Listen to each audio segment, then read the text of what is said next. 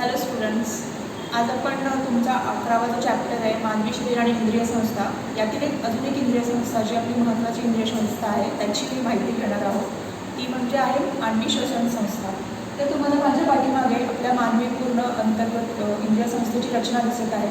त्याच्यामधील आपण फक्त मानवी श्वसन संस्था ही बघणार आहोत. तर श्वसन संस्थेमधील प्रमुख कार्य करणारे अवयव कुठले आहेत तर पहिला आहे आपलं नाक, त्याच्यानंतर ही आपली श्वसन नलिका आहे, नंतर आहे दोन फुफ्फुसे, श्वसन नलिका आणि नाक हे अवयव मिळून जी इंद्रिय संस्था तयार होते त्यालाच आपण श्वसन संस्था असं म्हणतो.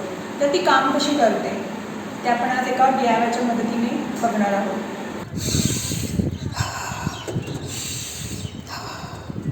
समोरील आकृतीमध्ये दिसत आहे त्याप्रमाणेच आपला श्वासपटल म्हणजे डायफ्रॅम वरती खालती होत असतो तेव्हा ऑक्सिजन हा फुफ्फुसामध्ये येतो, तसेच कार्बन डायऑक्साईड हा शरीराबाहेर फेकला जातो. अशा प्रकारे श्वसन प्रक्रियेचे काम आपल्या शरीरामध्ये घडत असते फुफ्फुसामध्ये.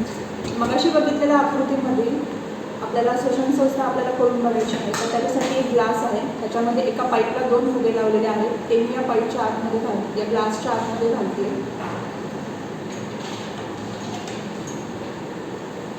त्याच्यानंतर आपल्याला इथून वरून हे पूर्ण बंद करायचं आहे, कारण की आपल्याला बाहेरची हवा आत नाही जाऊ द्यायची. ही जी पाईप दिसते ती आहे तुमची श्वसन नलिका. हे जे प्लास्टिकचं आवरण दिसतं ते म्हणजे तुमच्या छातीचा पिंजरा आहे आणि आतमध्ये तुम्हाला जे पिंक कलरचे बलून दिसत आहेत ते आहे तुमचे फुफ्फुसे. आता अजून एक महत्त्वाचा पार्ट असतो आपल्या छातीच्या पिंजऱ्यामध्ये, तो म्हणजे डायफ्रॅम, म्हणजेच त्याला श्वसनपटल असं म्हणतात. जेव्हा डायफ्रॅम वरती खाली होत असतो तेव्हाच आपल्या फुफ्फुसामध्ये श्वसनाची प्रक्रिया घडत असते. तर या ग्लासच्या खाली रबराचा तुकडा लावलेला आहे. तर ही आहे पूर्ण रचना. जो पिवळ्या रंगाचा बलून दिसत आहे, बलूनचा तुकडा, तो आहे डायफ्रॅम म्हणजे श्वसनपटल. जेव्हा आता तुम्ही काय होतं ह्याच्यामध्ये अगदी बघू शकता काय होते. जेव्हा डायफ्रॅम खाली जातोय तेव्हा तुम्ही बघू शकता की आतमध्ये 2 बलून्स आहेत ते फुलले, म्हणजे त्या वरच्या पाईपमधून हवा आतमध्ये आलेली आहे. जेव्हा हा डायफ्रॅम म्हणजे श्वसनपटल वरती जातोय तेव्हा त्या बलून्समध्ये हवा या पाईपमधून बाहेर पडते. असंच सेम आपल्या शरीरामध्ये घडत असतं. जर मी हे समोर याच्या लावलं तर हे तुमच्या शरीरामध्ये घडणारं फुफ्फुसाचं कार्य आहे. श्वसन नलिकेद्वारे जेव्हा तुमचे डायफ्रॅम खाली जातो तेव्हा श्वसन नलिकेद्वारे हवा आतमध्ये येते.